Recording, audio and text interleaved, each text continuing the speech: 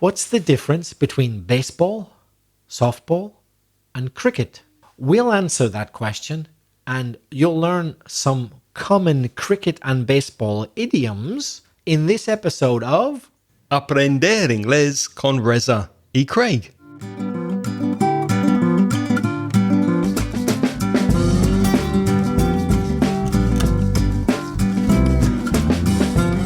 Hi, I'm Reza. And my name's Craig.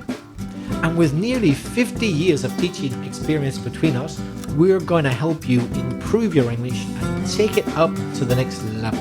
How are you, Craig? I'm very well, thank you. How are you? I'm fit as a fiddle. If you're a new listener, welcome to the podcast. First this week, we have an email from Amilcar from Mexico City. Hello, Amilcar. This is what he wrote to us.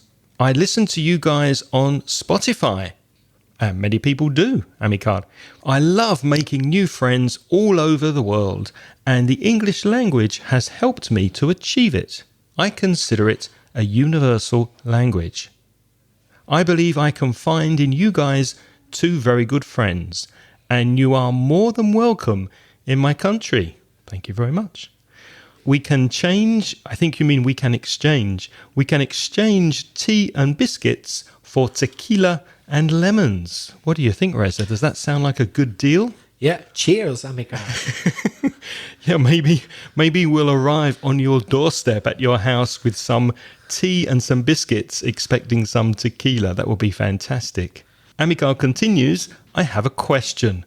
There's a Mexican football player in Wolverhampton, the Wolves, but I've heard and seen that it's written Wolves, W-O-L-F-S, as well. So what's correct? Is it wolves with a V or wolves with an F? What do you think, Reza? Oh, that's a very good question, Amilcar. In fact, I was looking into this myself a couple of weeks ago before I saw your email because I wasn't sure of a spelling myself. So you can imagine then what I'm going to say. There's no 100% fixed rule. Although generally speaking, if a word ends in F or FE, for example, knife, K-N-I-F-E, or shelf, S-H-E-L-F, generally speaking, the plural ends V-E-S. So knife, knives, shelf, shelves, life, vida, lives, vidas. But there are some exceptions. And there are some where two spellings are accepted. This is what I was looking into a few weeks ago.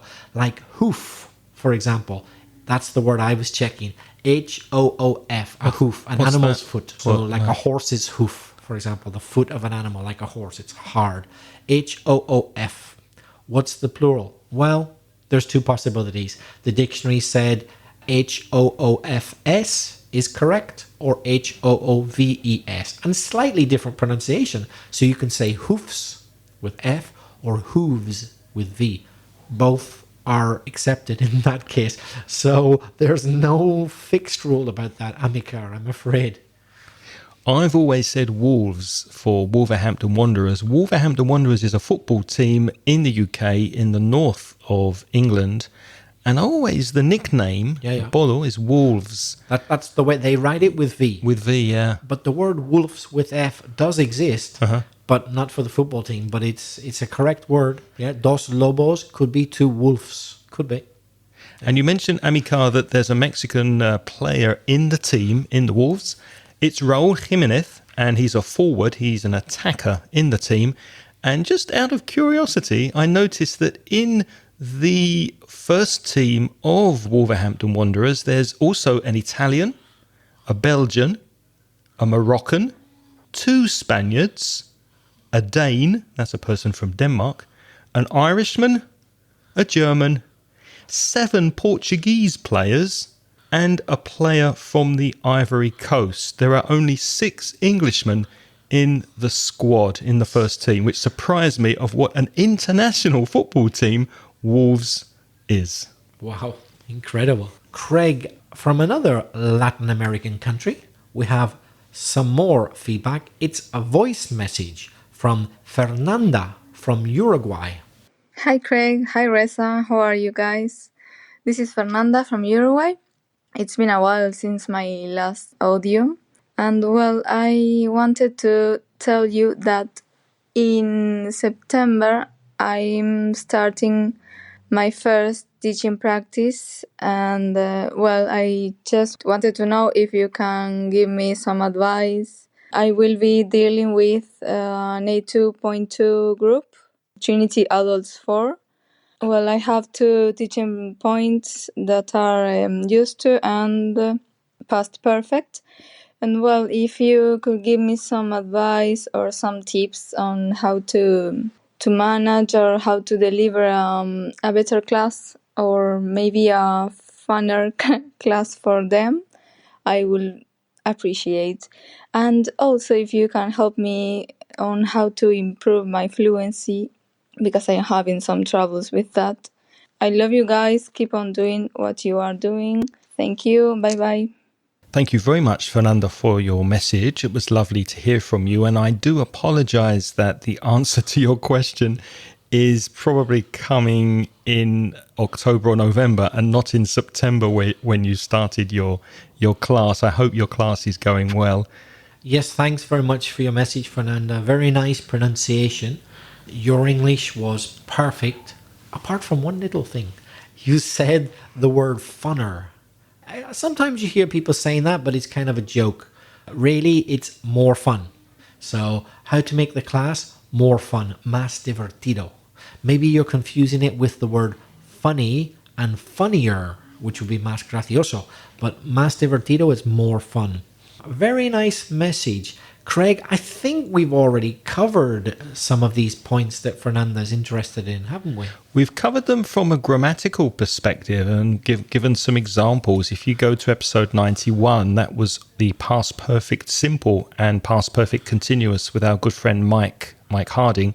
So inglespodcast.com/91. And for used to and would, in 2 episodes, go to inglespodcast.com/152 for used to and would. And also in episode 6, we looked at used to, be used to, and get used to. So one of our first episodes covered those. But I think what Fernanda's really looking for is fun ways to teach or practice these grammar points with the class. Does anything come to mind? I can think of 1 or 2. I think get your students to practice as much as possible. Rather than you doing all the talking, get them to practice as much as possible. So I suggest you do as much pair work. So student A and student B, teach them the simple grammar, like the difference between past perfect and continuous, for example, or used to and would. And then as soon as you can, get them practicing. Give them perhaps tasks they have to do, like find out what their partner, something their partner used to like, but now they don't. Or find out something that they had done before they arrived at the class, past perfect. But through dialogue, not through just you teaching them. Get them practicing speaking the grammar as soon as possible is my advice. That's very good advice. And you could use us as examples. You could say that you have these 2 friends, Reza and Craig. They used to live in the UK. Now they live in Valencia, Spain. What things do you think it was difficult for them to get used to when they left their country? And then to personalize, your students imagine they live in a different country. What things would they find it difficult to get used to living in a different country? And what did they used to do before they left their country? Or you could put one of the students in prison or show them a picture of a person behind bars in prison. What did that person used to do? So elicit or get some ideas of what that person does now every day and what they used to do before they went to prison. For past perfect, you could show pictures or situations of people, for example, with broken leg, or a person who had been stabbed, or a person who'd had a car accident, so a current situation, and then get a story from the students. Before the person crashed into the tree, they had been texting on their mobile phone to show that difference between something that happened in the past and the pre-past, el prepasado. So again, real life activities, personalizing it with the students, getting them to give you the language would be our advice. What about a before and after picture? You know how they do for advertising slimming diets? They show you the person when they were really fat and then now they're beautiful. So they had been, they had been 150 kilos, but now after the diet, they are 80 kilos, whatever. So before and after pictures can be quite They had fun. been drinking Guinness in the pub all day before they started the diet. Exactly. They had been eating chocolate at Craig's house.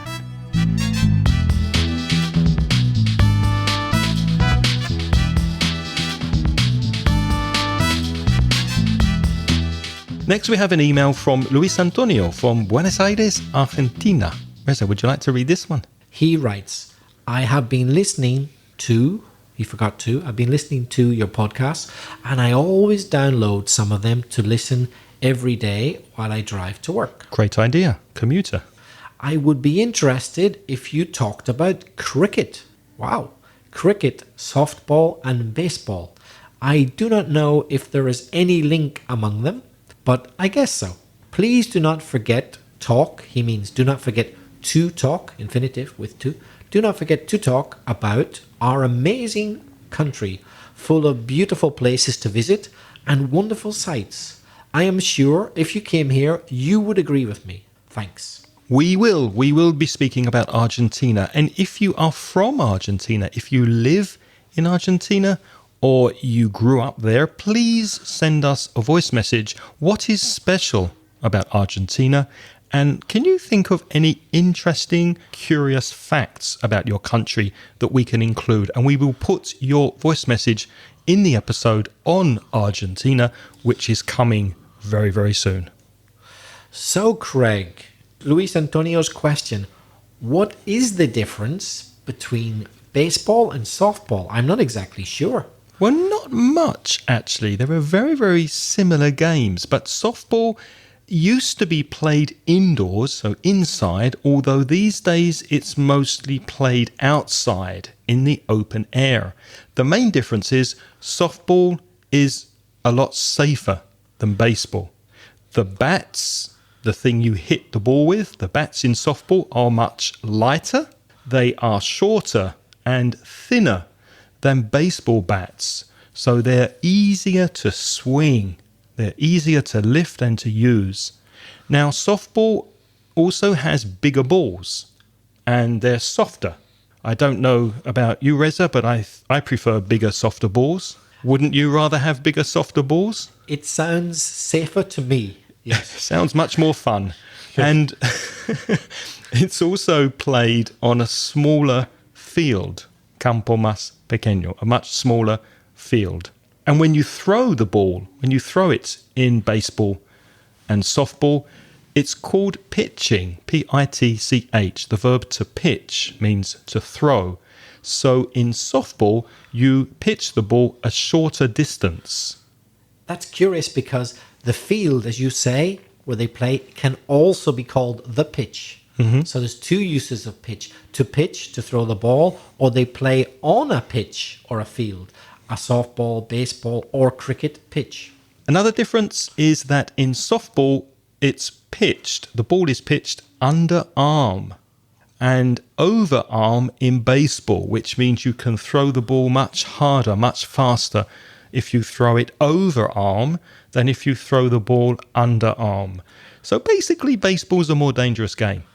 Now, what about cricket, a sport that I enjoy, although I must admit I don't play it or watch it much these days, but as a kid, I did a lot, and all my family are very interested in cricket. Both my father and my younger brother were the captains of the local cricket team, the captain, so you can imagine that they're really keen on cricket. And my older brother, who lives in London, also plays cricket, so we're very much a cricketing family. So both cricket and baseball originated in England. That's right. Baseball originated in England, not the United States. And they have words in common. Here's a few examples. Innings. So innings is the period when one team is batting. When they're in. When they're playing. They're in. Yeah. Until you get them all out, that's the end of the innings. So they're in the innings. The umpire is like a referee, but for baseball, softball, and cricket, we call him an umpire. There's a few other sports where we say umpire, like tennis umpire. Yeah. But it's basically a type of referee. A run. Well, obviously there's the verb to run, but the noun a run. A run is if the two batsmen, so the people holding the bats, they run from one end of the crease, we call it, the bit in the middle, to the other. They get a point, which is called a run. So they had to run to get that point. And in baseball, you run from base to base, and there are 4 bases. So if you hit the ball very far, you can run to base number 1, base number 2, base number 3, third base. And then if you get back to where you started, that's a home run, which is really, really good. So you run all around the bases to make a home run. So that's interesting what Craig said there is interesting because it's one difference. In baseball and softball, then you run round, whereas in cricket you run back and forth. So you run from one end to the other, then back, and then to the other. So it's not round. Also the word out, as we said earlier, in the innings you're in. And the other team who are not batting, they have to get you out. And they can do that either because you keep missing the ball or because you hit the ball and somebody catches it. And a few other reasons, but let's not get into complicated details. So you could be out. So you can be in and you can be out. So both cricket and baseball came to America with English immigrants in the mid-1800s. And in fact, until the American Civil War, which was 1860 something, cricket was more popular in America than baseball. I did not know that. Yeah, me neither. I was really surprised to discover this. And it was particularly popular on the East Coast. So in cities like New York and Philadelphia. Who can imagine these days people in New York playing cricket? You can't imagine, can you? Although it makes sense on the East Coast because that's where the immigrants arrived from Europe.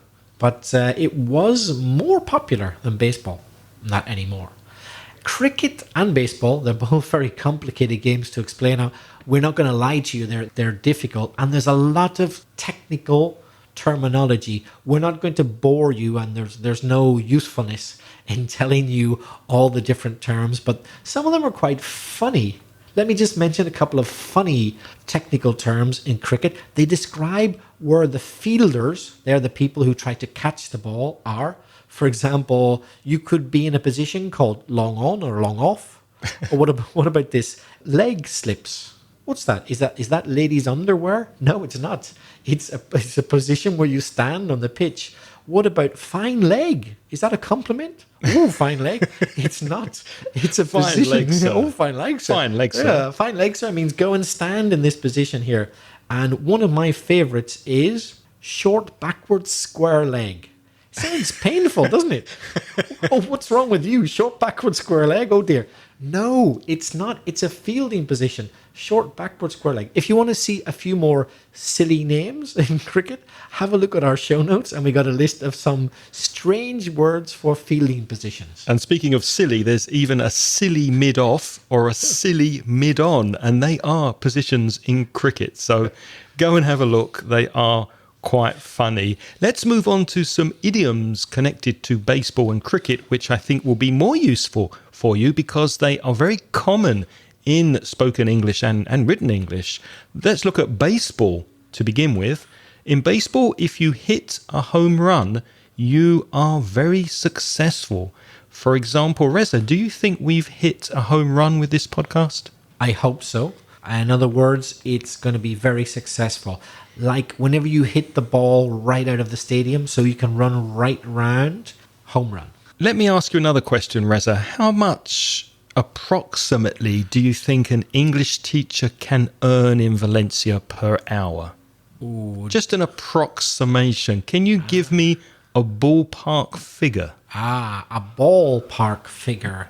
Anything between kind of 15 to 35 euros. I wouldn't work for any less than that. And I wouldn't want to pay more than 35. So that's my ballpark figure. So the ballpark is the pitch, the field. So it's going to be somewhere in that area. An estimate, with yeah. sports happening, yeah. So around 20 euros maybe is a ballpark figure.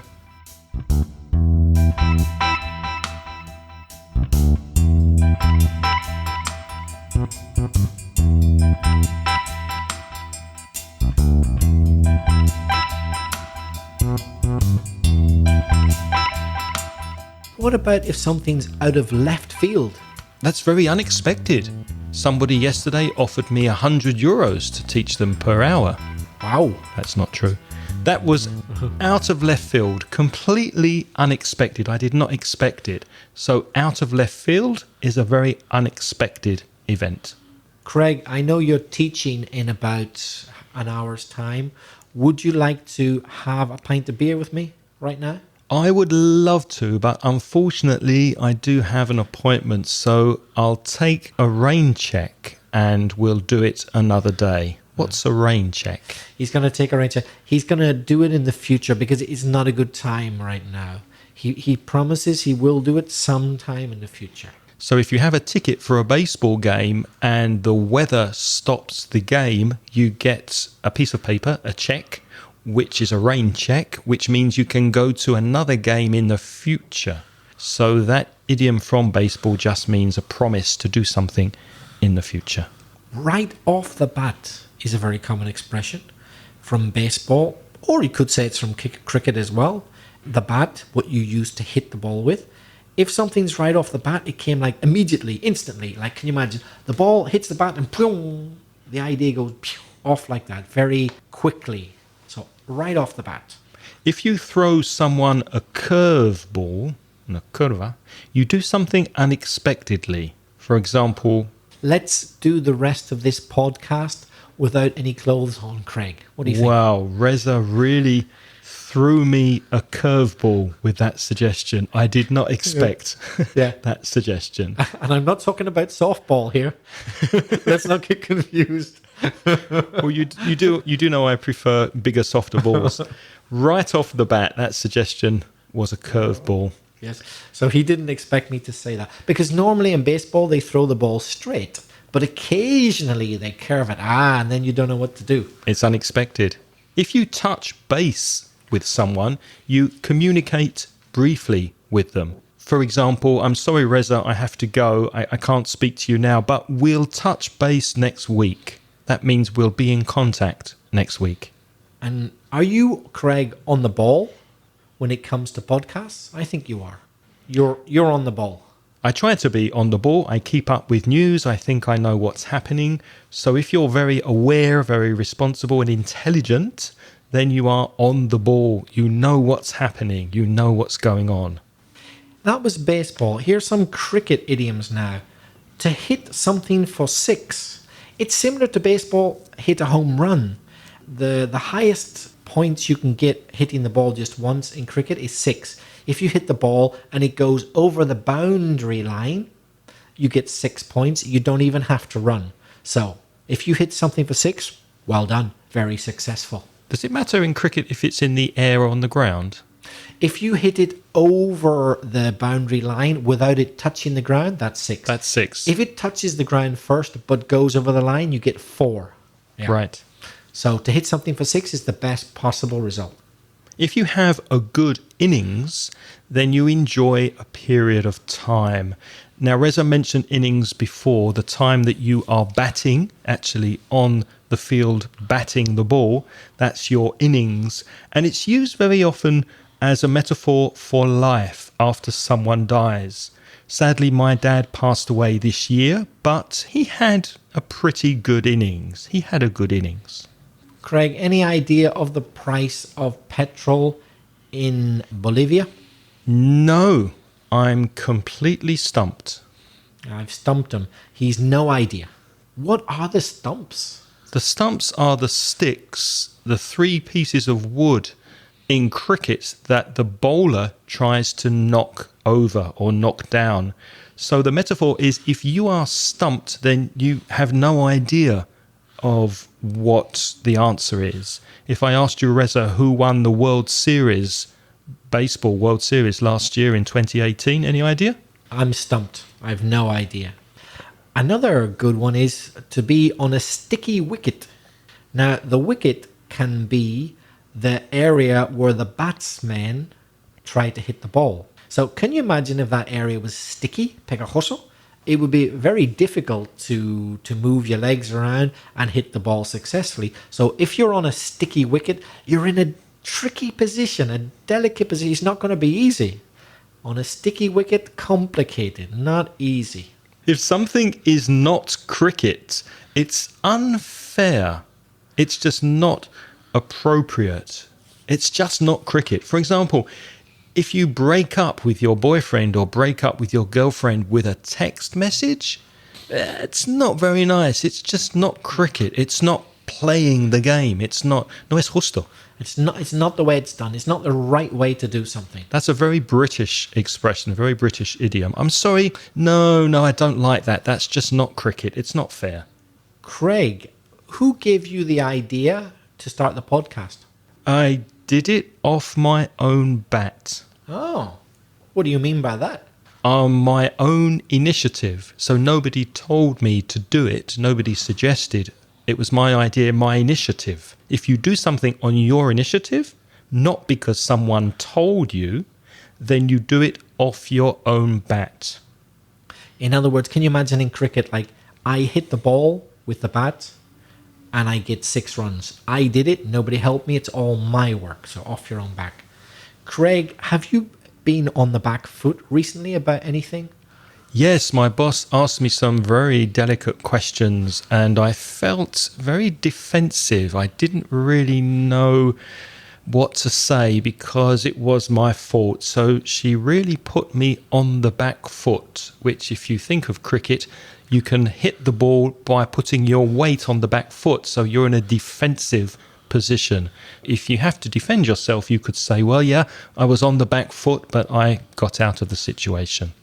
Craig, you often catch me out, don't you? He often asks me questions that I can't answer, or he knows I've done something that I shouldn't. He says, like, did you remember to bring that book you said you'd lend me? I was like, oh no, I left it at home again. He catches me out. He detects that I've done something wrong or I've made a mistake. Just like when a batter hits the ball and it goes up into the air, if the fielder catches it, you're out. So you've made a mistake.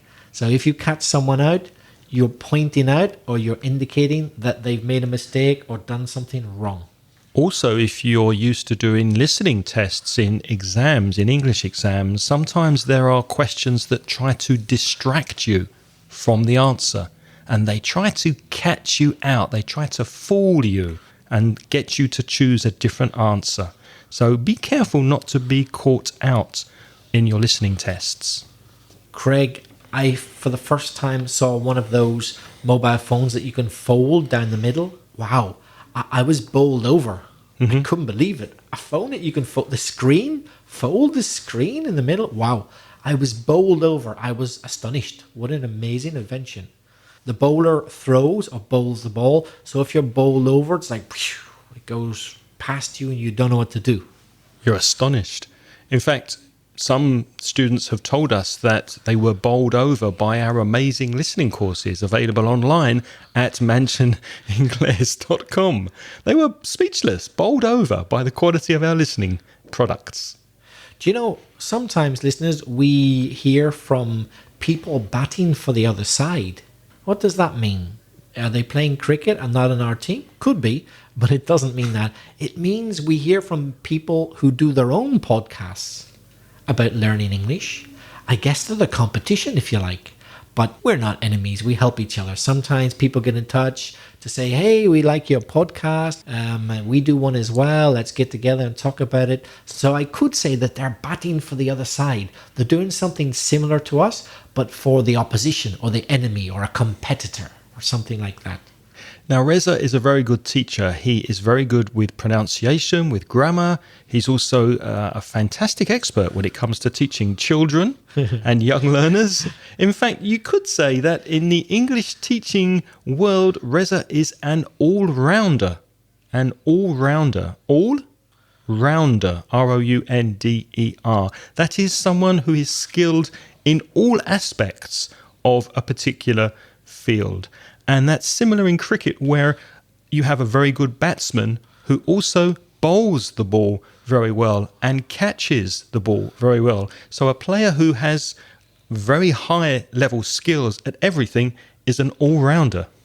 Yes, because in cricket, quite often a person gets into a team because they're an excellent batter, but they might not know how to bowl at all, or vice versa. A really good bowler can be a useless batter, but his bowling's so good, they want him on the team. So it's rare to get a good all-rounder. Well, we hope you've enjoyed our idioms on baseball and cricket. Now it's your turn to practice your English. So, when was the last time you were stumped by something? Or when did you last hit a home run? Have you been caught out by something recently?